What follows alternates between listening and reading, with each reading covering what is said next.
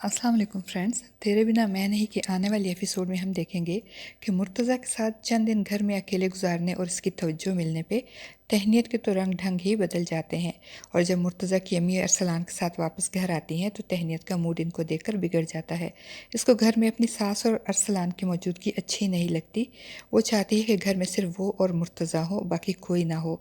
और जब वो इस बात का इजहार अपनी अम्मी से करती है तो इसकी अम्मी भी इसको समझाती हैं कि ऐसा ख्याल भी तुम्हारे दिल में नहीं आना चाहिए, तुम तो खुशकिस्मत हो कि तुम्हें इतना प्यार करने वाला ससुराल मिला है।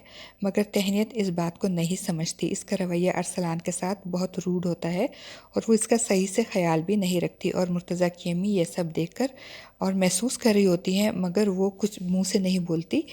और फिर जब सीढ़ियाँ उतरते हुए तहनीत के पाँव में मोच आ जाती है तब मुर्तज़ा की अम्मी तहनीत का बहुत ख्याल रखती हैं, इसको मुकम्मल बेड रेस्ट करवाती हैं और ख़ुद पूरे घर का काम करती हैं।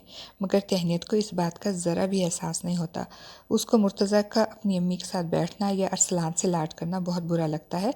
और जब मुर्तज़ा अपनी जॉब प्रमोशन की खबर अपनी माँ को सुनाता है तो तहनीत अपने रूम की खिड़की से ये देख रही होती है और इसका मूड बिगड़ जाता है और वो मुर्तज़ा से भी रूड होती है। उससे अपने एक्सप्रेशन छुपाए नहीं छुपते।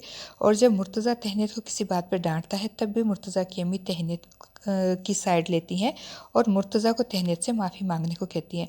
और मुर्तज़ा तहनीत को सॉरी करता है और कहता है कि तुमसे नाराज़ होने के बाद मैं अपने आप से भी नाराज़ होता हूँ।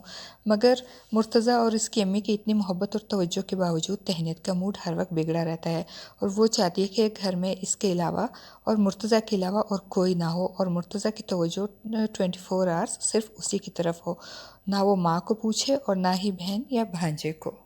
मुर्तज़ा की अम्मी तहनीत के इस बिगड़े हुए मूड को प्रेगनेंसी के मूड स्विंग समझ के नज़रअंदाज करती रहती हैं। मगर जब तहनीत के मूड मुसलसल ही बिगड़ा हुआ रहता है तो ये देखकर मुर्तज़ा की अम्मी उसको समझाते हुए कहती हैं कि मुंह से निकली हुई बात और कमान से निकला हुआ तीर कभी वापस नहीं आता।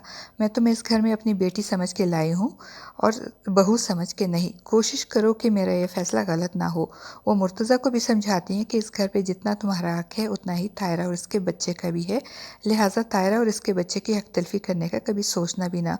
और मुर्तज़ा भी माँ की ये बात सुनकर हैरान हो जाता है क्योंकि इसकी तो कभी ऐसी कोई इंटेंशन होती ही नहीं। मगर वो माँ की बात की गहराई समझने के बाद इसको ज़रूर तहनीत से शिकायत होगी कि तहनीत के इस ख़राब रवैये की वजह से इसकी मोहब्बत करने वाली माँ का दिल दुखा है और उनको ये बात करनी पड़ी है।